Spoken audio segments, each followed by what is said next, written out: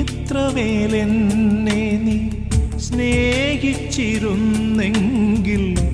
എല്ലാം സഹിച്ചു നീ എൻ്റെ ദൂരെ മാറിയകന്നു നിന്നു, മൗനമായി മാറിയകന്നു.